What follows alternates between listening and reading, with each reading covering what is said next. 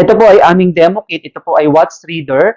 Ito po ay representation ng ating kontador sa bahay. Okay? And then we have the watts meter po, may voltage. And then yung atin pong ampere. And then yun pong watts consumption. And then we have socket, receptacle, and then yung switch. So dito po sa amin, ang volts is 235. So sobra po ng 15 volts. Kasi dapat ang volts lang talaga natin is 220 volts lang po talaga. Okay? So, iti-testing po natin muna yung ating pinaka-bumbilya, 100 watts po yan.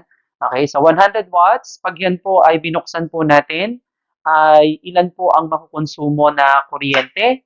Yan po ay nasa, so ito po ay 50 watts, okay? I-check po natin itong ating 25 unit farad, no? Titingnan po natin ano po ang magiging effect nito sa ating, ito po, isasaksak po natin siya, okay? So, 50 unit farad, yan po. So, naging almost 23 watts na lang po. So, meaning nasa 50% po ang matitipid po ninyo sa kuryente. Kasi ito po ang binabasa ng Meralco or ng ating electric company, no? So, 23 watts na lang po yung ating babasahin ng ating metro. So, makikita nyo po, nagana po yung aking metro na yan. At yan po ay 23 watts lang po, no? So, mas makakatipid po talaga kayo sa kuryente. Okay? So, susunod po naman natin i-demo dahil yan po ay effective na. Okay? So, ito po kasi ay for resistive appliances. Anong ibig sabihin ng resistive? Pwede po doon sa mga umiinit. Katulad nga po ng electric kettle, plancha, at saka po itong aking portable water heater. So, ang ginagawa ko po dyan, pag ako po ay nagpapainit ng tubig, no, kung kayo po ay nakadirekta, kasi pwede nyo po ditong isaksak. No? Pwede nyo pong isaksak po dito. Dito may saksakan po ito kasi ito po ay for resistive appliances. No? Patayin po muna natin yung ating ilaw.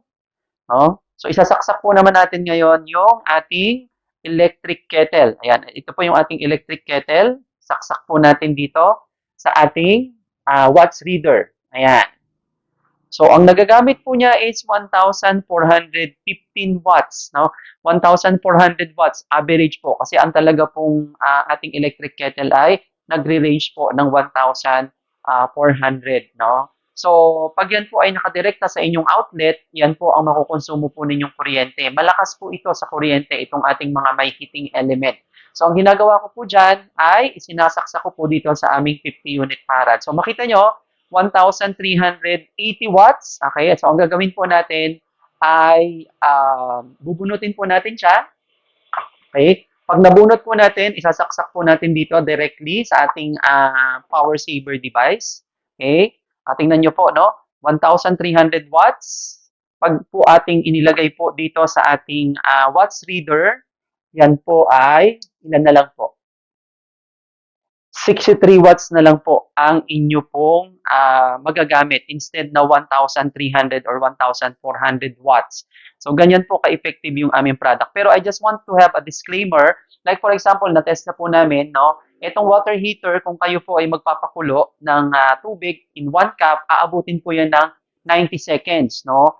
Or mga 1.5 minutes, no? Pero ang magagamit nyo po is 1,400 watts. Pero dito po sa aming power saver, aabutin po yan ng 3 minutes bago po kumulo. Pero ang magagamit nyo lang po ay 63 watts. Kahit po yan ay i-multiply nyo sa 3 by 1 minute, 60, nasa 186 watts lang po ang magagamit ninyo. In 3 minutes, kukulo pa rin po ang tubig. Okay? Pero hindi po kayo gagastos ng 1,000 or hindi magre-read ang inyong kontador na 1,400 watts. So, nasa 63 watts lang po ang magagamit po natin. Okay? So, yan po yung ginagawa po ng ating power factor corrector. Pwede nyo pong i-google yung power factor corrector or yung bank capacitor kung ano po talaga ang pwedeng magawa sa ating bahay in terms of our electrical system. Meron pong science behind kung paano po nakakatulong itong aming device, itong power factor corrector. Okay? So, yan po yung ating demonstration ng ating water kettle. Okay? So, isa po sa mga malimit din natin ginagamit sa bahay ay ito ng ating plancha.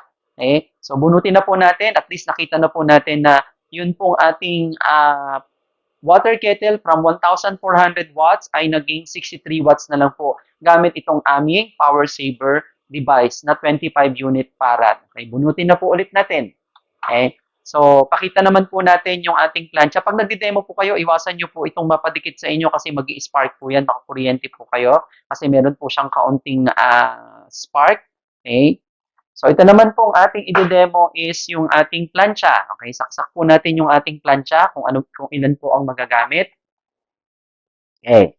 So, sa plancha naman po, nasa 933 watts or 936 watts po ang magagamit po ninyo dyan. Okay? So, sa plancha, ayan po, nakailaw po yung ating plancha. Now, pag kayo po ay namamalansya at kahit po 2 hours kayong namamalansya or 3 hours, no, 900 watts po ang magagamit po ninyo. Pero, kung gagamitan nyo po nitong ating 25 unit farad, okay, yun po ay, ang gagawin nyo po is, yung po inyong plancha is, bubunutin po ninyo, sasaksak nyo po directly dito sa ating 25 unit farad.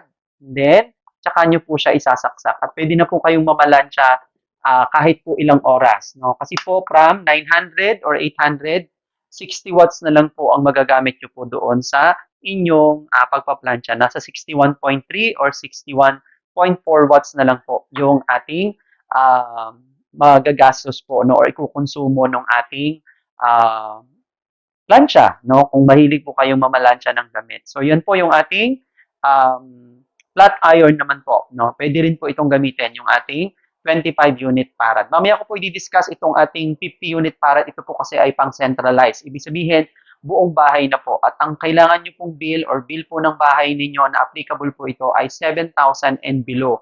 So, ito po yung gagamitin po natin kasi mas malaki po yan. Okay?